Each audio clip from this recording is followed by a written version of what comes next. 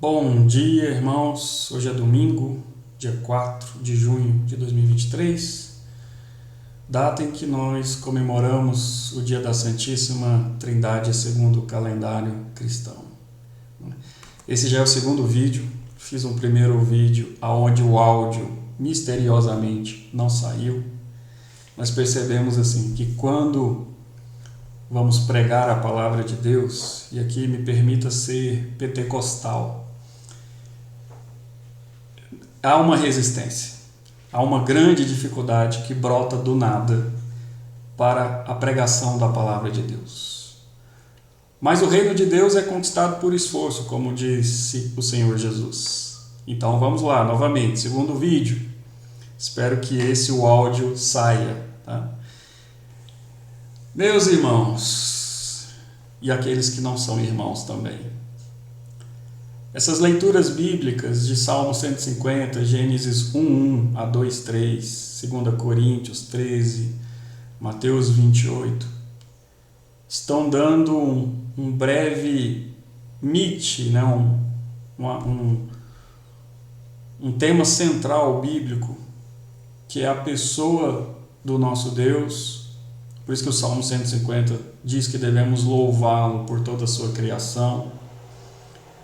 Gênesis 1 a 2:3 é a narração da criação de Deus. 2 Coríntios 13 é dizendo como a igreja deve se comportar de forma conclusa. É uma conclusão de Paulo à igreja de Corinto. E Mateus 28 é Deus dizendo, é Jesus dizendo, vai lá pregar o evangelho a toda criatura, vai lá pregar o evangelho a todo homem e a toda mulher, porque esse é o resumo e é a mais importante de todas as coisas na vida do homem, na história da criação, tá? Então eu separei 3 tópicos aqui a respeito do que nós devemos refletir sobre o dia de hoje. Nós devemos entender que a Bíblia, ela é a revelação de Deus aos homens. A Bíblia contém todas as coisas necessárias para a salvação. A Bíblia não contém tudo de tudo. A Bíblia não fala sobre as galáxias criadas. A Bíblia não fala se há vida fora do planeta Terra, se há ou se não há. A Bíblia não entra em várias questões. A Bíblia não fala, porque a Bíblia não é uma revelação de todas as coisas. A Bíblia é uma revelação de todas as coisas necessárias para a nossa salvação. A Bíblia, ela é a revelação de Deus aos homens naquilo que Deus acha que é necessário que o homem saiba para se salvar, para se reconciliar com Deus. Portanto, a Bíblia é um livro, não é um livro histórico, não é um livro científico. A Bíblia é um livro doutrinário, da revelação da vontade de Deus para com os homens. E, portanto, a Bíblia contém toda a verdade a respeito da criação, de toda a criação, de como que Deus criou, de que forma que Deus criou, dentro da criação que eu digo do planeta Terra.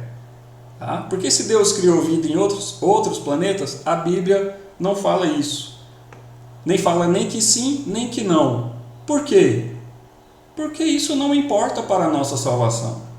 Isso não influencia na nossa reconciliação com Deus. Isso não é importante que saibamos através da Bíblia. Podemos saber por outros meios, por meios de tecnologia, por meios científicos. Isso não é errado, de forma alguma. Deus deu inteligência e intelecto ao homem para que ele dominasse sobre a terra, como diz em Gênesis, dominasse sobre a terra, sobre os peixes, sobre as aves, sobre os répteis. Deus deu essa capacidade aos homens. Tá? Então a Bíblia, ela é a revelação de Deus. E ela não é o conto da cegonha, que foi um termo que eu ouvi por esses dias. Muitas pessoas querem dizer, a Bíblia foi escrita por homens, a Bíblia é o conto da cegonha para pessoas incautas, para pessoas que não têm entendimento ou não têm uma capacidade intelectual que possa compreender a verdade da vida, que não é a Bíblia, é outras coisas. É isso que muitos agnósticos, gnósticos, ateus querem dizer, tá? Ou esotéricos, sejam esotéricos budistas ou tibetanos, tá? Eles querem dizer que não, a verdade é outra coisa. E a Bíblia é o conto da cegonha para pessoas incautas, tá? Mas isso não é verdade. Na verdade, a Bíblia é o conto da cegonha para aqueles que nunca estudaram a Bíblia, para aqueles que nunca a leram, para aqueles que nunca a estudaram. E todas as pessoas que dizem isso nunca leram a Bíblia, nunca estudaram a Bíblia. Simplesmente têm uma opinião preconceituosa que nega a Bíblia como a revelação de Deus e reforça as outras informações ou os outros conceitos que essas pessoas acreditam. Os outros conceitos espíritas ou esotéricos ou científicos que de alguma forma vão contra o que a Bíblia diz, que são quase nada, porque a ciência contraria a Bíblia em praticamente nada. Não existe contradição entre a Bíblia e a ciência. O que existe contradição é a opinião de alguns cientistas em relação à Bíblia. Mas a ciência pura, a ciência bem fundamentada, não contraria a Bíblia em nada. E nem a Bíblia contraria a ciência. Tá? Mas a Bíblia não é o conto da cegonha, muito pelo contrário. A Bíblia é um livro, é um tesouro riquíssimo que contém a verdade de Deus. E por que é rico? Porque aqui está contido aquilo que vai determinar a vida ou a morte. A Bíblia ela é negligenciada por muitos ateus e cristãos. Ela é negligenciada hoje por quê? Porque a partir do século XIX, e aqui eu vou trazer um dado antes do século XIX, que o pai da ciência moderna, Isaac Newton, ele era teólogo. E se dedicava à teologia tanto quanto se dedicava à ciência. E pouquíssimas pessoas sabem disso. Ao ponto de Newton, baseado no livro de Daniel e Apocalipse, Isaac Newton, pai da ciência moderna, tá? Pai da física, da matemática, tá? Formulou ou concluiu o fim dos tempos, calculou a data do fim dos tempos, como sendo 2060. Tá? E isso vindo de Isaac Newton, tá? Que era cientista e era também cristão, teólogo, temente a Deus, traz muito crédito. Então, essa data de 2060 eu acho bem provável. Tá? Bem provável. Então, hoje, a partir do século XIX, começou-se um ataque à palavra de Deus. Começou-se um ataque sistemático à religião, um preconceito construído sistematicamente para dizer que religião é contrário à ciência, o que nunca foi. Tá? Isso é a pregação mentirosa de várias pessoas que já têm um posicionamento de rebeldia contra Deus, então elas tentam usar a ciência delas ou o esoterismo delas para atacar a Deus e a Bíblia. Isso começou no século XIX, tanto que a maioria das seitas, das heresias, surgiram todas no século XIX. Todas. O Espiritismo de Allan Kardec, século XIX. Helena Blavatsky com o esoterismo tibetano, século XIX. Tá? Os Mormons, século XIX. Tá? Testemunho de Jeová, século XIX. E isso se intensificou no século XX. Então, no século XX continuou-se esse ataque à palavra de Deus, à religião, coisa que não era comum até o século XVIII. Até o século XVIII, todos os cientistas eram cristãos e não havia conflito. Não havia conflito entre esses cientistas que eram cristãos, entre a ciência deles e a fé deles, não tinha conflito. Porque na verdade não há. Na verdade não há. E hoje, no século XXI, nós estamos vivendo numa sociedade que se aproxima dos fins dos tempos, como a Bíblia diz que no fim dos tempos haveria fome, peste e guerra, e rumor de guerra. É o que nós estamos vivendo hoje. Peste, que são vírus, coronavírus, gripe suína, H1N1, gripe aviária. Isso vai continuar, vai ter outras pandemias, piores do que as que já tiveram. Tá? Isso é guerra biológica. Haverão guerras, e essas guerras gerarão a fome, porque vai desestabilizar a economia mundial. Tá? Então já está acontecendo aquilo que a Bíblia profetizou, aquilo que a Bíblia previu. E quanto mais se aproxima do fim dos tempos, mais as pessoas se distanciam de Deus. Até aquelas que estão na igreja, até aqueles pastores que estão em púlpitos, até esses influenciadores digitais que na verdade são coaches, até aqueles que se dizem cristãos são pregadores coach. E qual é o problema da pregação coach? Qual é o problema dos coaches? É porque eles pregam a meritocracia e pregam que sucesso e fracasso é o que acontece nessa vida. Ou seja, eles usam a Bíblia para pregar aquilo que a Bíblia não prega. Porque sucesso e fracasso para Deus, segundo a Bíblia, segundo o que a Bíblia nos diz, não é o que acontece nessa vida. É o que acontece depois dessa vida.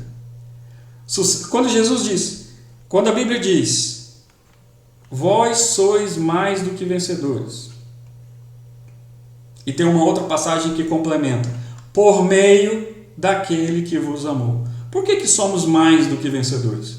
Porque é o seguinte, mesmo que eu tenha uma vida fracassada aqui, se eu for cristão, se eu tiver fé em Cristo, a fé verdadeira, a fé que me faz confiar em Deus e ter uma vida piedosa diante de Deus, mesmo que eu perca tudo nessa vida, eu vou ganhar a vida eterna. E é isso que interessa, a eternidade. Não é a tempestividade, a transitoriedade dessa vida. É isso que a Bíblia define como sucesso, é o que vai acontecer depois. Sucesso e fracasso, segundo a Bíblia, é o que acontece depois, não é o que acontece durante essa vida. Então, o problema da pregação coach é que eles estão focados nessa vida. Eles estão focados no que você tem, no que você conquista, no que você deixa de ter ou tem nessa vida. E, meu querido, trabalho, prosperidade, dinheiro, bens, conforto, tudo isso é bom? É bom. Se for usado da maneira correta, sim, e devemos trabalhar para ter uma vida digna, ter um salário que pague as nossas contas, que nos dê um nível mínimo de conforto, ok. Mas esse não é o foco principal, esse não é o fim de todas as coisas, esse não é o fim da nossa vida. O fim da nossa vida não é o que nós vamos conquistar aqui. O fim da nossa vida é o que nós conquistamos na eternidade. E isso não é mérito nosso. Esse é o problema da meritocracia. Porque o que vai acontecer conosco na eternidade, que é o que define de verdade sucesso e fracasso, não depende de nós. Depende de Cristo. Não depende de nossas obras. Depende da obra de Cristo na cruz. Então o mérito, ele é de Cristo. Ele não é do homem. O mérito da salvação é de Cristo. Por isso que a Bíblia diz, é por meio daquele que vos amou. Quem nos amou? Deus, na pessoa do Senhor Jesus Cristo, que veio morrer em nosso lugar e conquistar para nós a vida eterna. Então, isso é o que a Bíblia define como sucesso e como fracasso. É o que acontece conosco depois da morte. Depois dessa vida, não durante essa vida. Durante essa vida é mérito? É nosso? Sim, e bastante limitado, porque você pode trabalhar a vida inteira e ainda não ter prosperidade. Você pode trabalhar a vida inteira e morrer pobre. A nossa meritocracia aqui, ela é muito limitada. Muito limitada.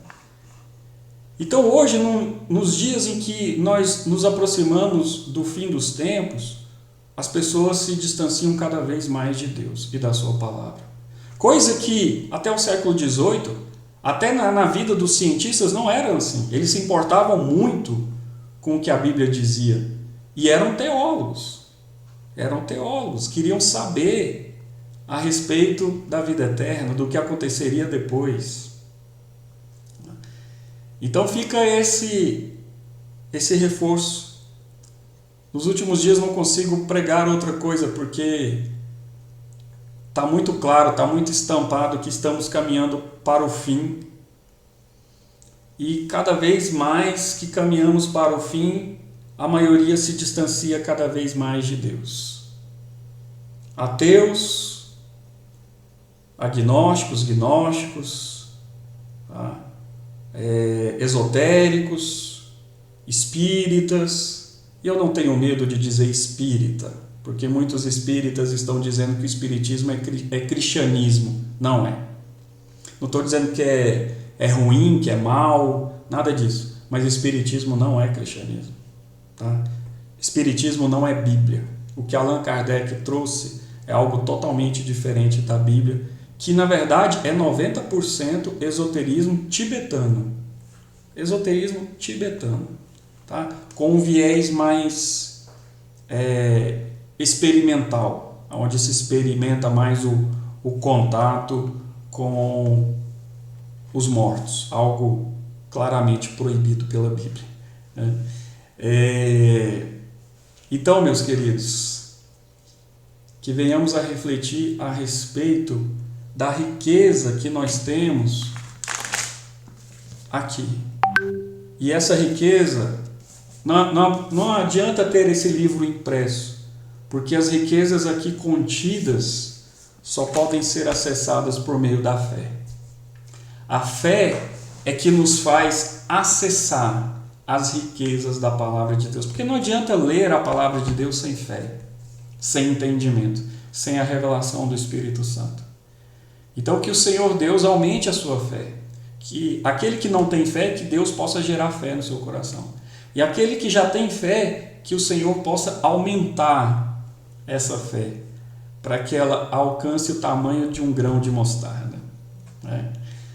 E nós tenhamos uma vida de sucesso, segundo o que a Bíblia diz que é sucesso, que é ter a aprovação do Senhor no dia do juízo final, onde Deus vai dizer: vinde a mim, benditos de meu Pai. Quando Jesus vai dizer: vinde a mim, benditos de meu Pai, e entrai para o descanso eterno, para o gozo eterno. Isso que é sucesso. Isso que é a aprovação. A aprovação não é o que os outros dizem de você. A aprovação é o que Deus vai dizer de você. Portanto, se você estiver em Cristo e viver uma vida piedosa diante de Deus, isso é sucesso. Porque isso vai te levar para a vida eterna. Se você tiver uma vida onde você conquistou tudo nessa vida terrena, mas no dia do juízo ouvir de Jesus: afastai-vos de mim, porque eu não vos conheço, isso é fracasso total. Isso é fracasso eterno. Que o Senhor te livre disso. Que o Senhor tenha misericórdia da sua vida. Amém? Que o Senhor te abençoe, que o Senhor te guarde, que Ele faça resplandecer a luz da verdade dEle sobre a sua mente, sobre o seu coração, em nome de Jesus. Amém.